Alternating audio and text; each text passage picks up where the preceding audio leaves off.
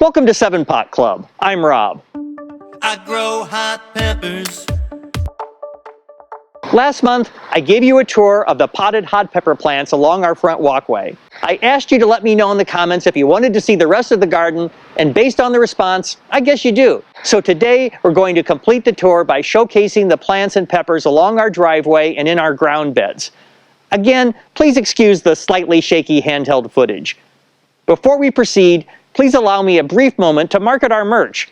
We have lots of classic, quirky, and clever designs that you can have custom printed on all sorts of apparel, stickers, magnets, and buttons shipped worldwide. Please check it out at 7pot.club/merch. Now, let's get started. I'm going to start off with a plant I featured on the previous garden tour. I wanted to revisit this Bulgarian carrot because the peppers were still green when I showed it to you last month. Now they're beautifully ripe and you can really see how much they look like carrots. It's got a carroty crunch and a lot of heat for a Capsicum Annum. I'm just glad that Bugs and his bunny friends around the yard leave them alone. Now, I'm going to show you some of the peppers growing in the square bed closest to the house. Here's an overhead view taken early in the summer. There were some challenges this year, and overall plants in this bed did not do as well as I'd hoped. Our front yard is on the east side of our lot, and due to the house's shadow creeping across the front yard in the afternoon, this bed gets less sun than the larger one next to it. Then I made the mistake of planting what turned out to be giant marigolds that grew much taller and spread much wider than I anticipated. They are very pretty, but they do their best to choke out the peppers. Add in a cool and rainy summer, and that's a trifecta of depressing suppressors for pepper plants. Still, we grew a lot of nice pods in this bed. Let's take a look. Here's a purple serrano. I like the look more than the taste, but the purple rimmed leaves are quite pretty.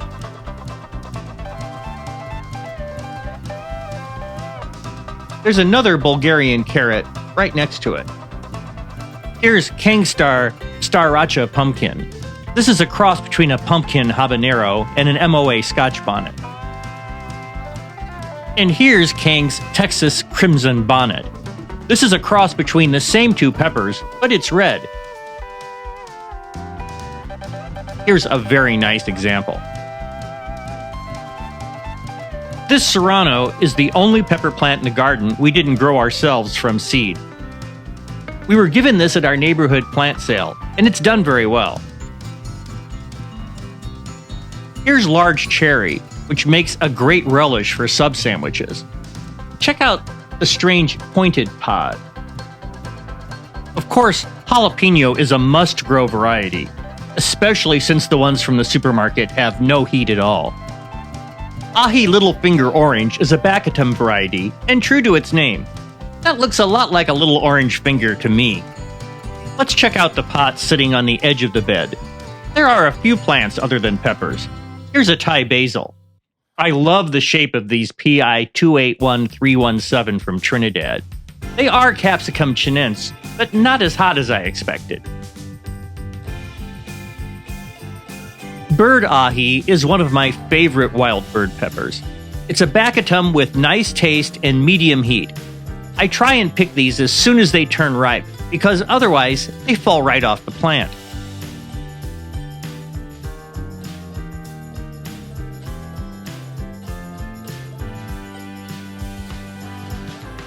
Here's a Habanero Vietnam. This is what I think of as the classic size and shape for these. Keep that in mind when I show you another example later in this episode. Check out this Kangstar Scarlet Rose, a cross of the same two peppers as his Lemon Starburst. MOA Scotch bonnet with a Bahamian goat. And here's the Starburst, waiting for more to fully ripen.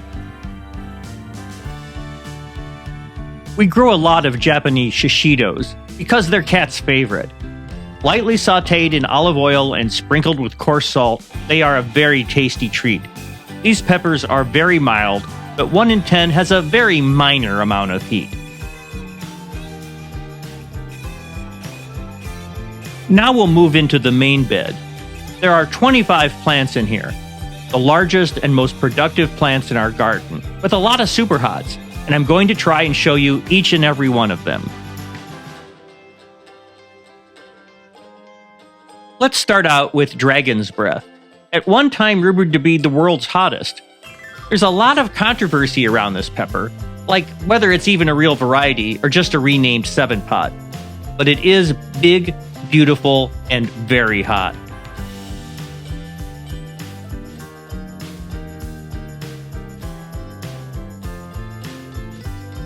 Next to that is a DEFCON 7, a brown 7-pot. Don't pick them when they're red like this, because the final color is more of a caramel. The next 5 plants in this row are all Carolina Reapers. These plants are all very productive, and almost all the pods are the classic shape.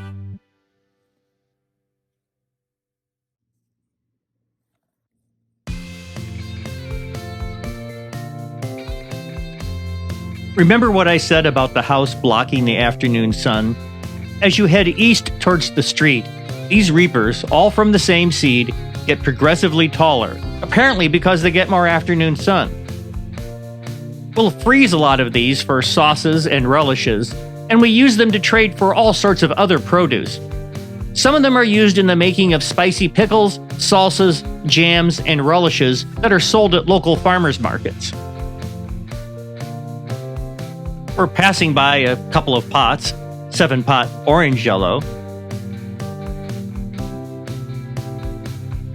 Habanero Big Sun. Let's step in here and travel down the center row of plants. I've never seen Habanero Vietnam pods this big before. They're about twice as big as the ones I showed you earlier, from the same seed. I think the Fishner organic fish manure compost I worked into this bed is really making a difference. I always expect that plants will grow bigger in the ground than in a small pot, but I don't expect the fruit to be so much bigger. Same flavor and heat, so I'm not complaining. Ají Limo is a Chinense variety from Peru. It's medium hot and has a slightly lemony flavor. Ahee Ethiopian Fire is a Baccatum variety that grows tons of hot red pods, all around the top of the plant. I don't think it likes the cooler weather we've been experiencing lately, but it's hanging in there to ripen its payload. I have another one in a pot that's still looking pretty good. This is my go-to 2-bite pepper for eating with meals. It's a little sweet, but not floral, and it packs a punch. I would guess about 50,000 Scoville units. Cap 872 is a wild pepper from Peru, Capsicum Annum. These peppers are black, then turned red when ripe. They have been ripening nicely since I shot this footage about a week ago. Next to that is this potted Ata Ihosi, a tasty bird pepper from Africa, Capsicum frutescens. Once the national pepper of Nigeria, today the small size makes them too labor-intensive to grow commercially. Here's one of my favorites, the Brazilian Perola Laranja or Orange Pearl. It's a very pale orange when ripe, Capsicum Chinense, and quite hot. An intensely fruity Chinense from Peru is the Leemoan. It's a very prolific plant with smallish, pointed pods. This is the favorite pepper of our Peruvian friend Carmen. Another example of Habanero Big Sun. This is a big plant with very large pods. They're twice the size of the potted version. This leaf is one that was damaged by the 4-lined bugs back in June. Here are peppers we harvested from this plant, saving these for a special sauce. Here's Bleeding Jigsaw.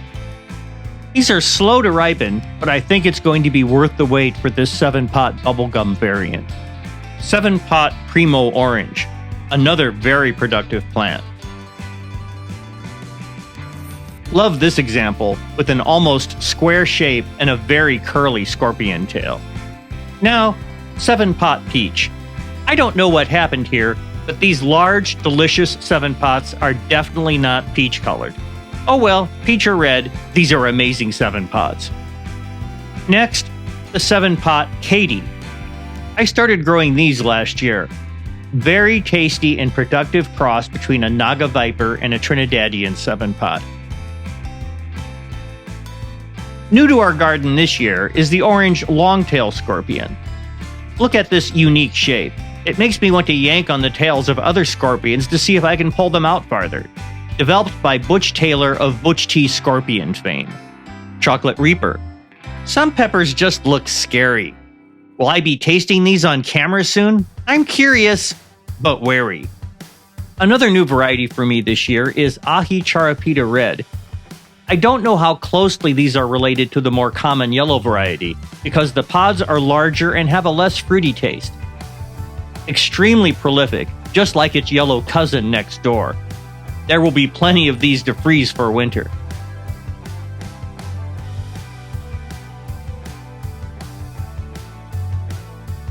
Here's an interesting Ricoto, the Ecuadorian red pepper for hell. This plant is really spreading out. Most Ricotos like to set and ripen fruit in cool weather, so I'm always worried they're not going to be ready for harvest before first frost. Like other Ricotos, these have distinctive purple flowers that pollinators really like.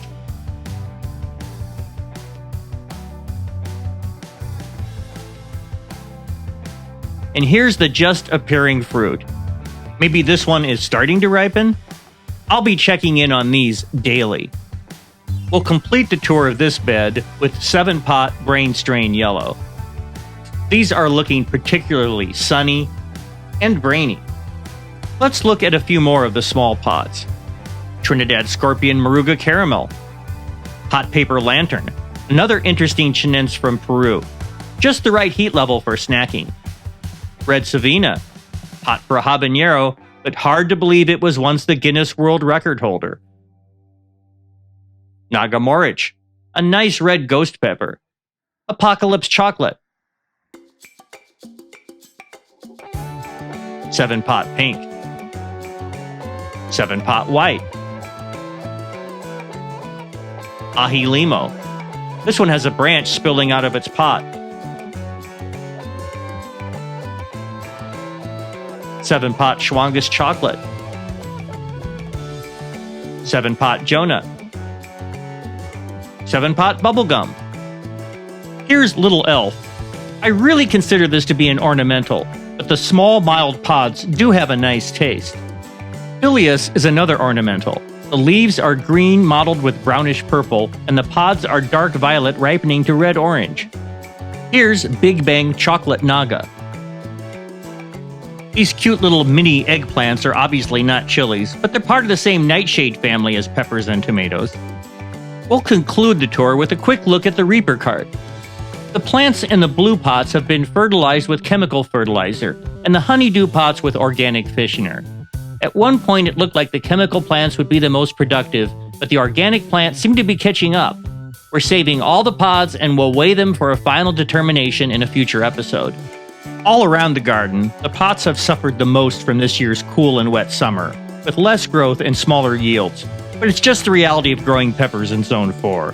But even if it's not our very best year, we're still getting pretty healthy harvests. Not complaining.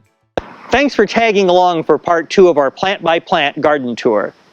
If you missed it, please check out the part 1 video.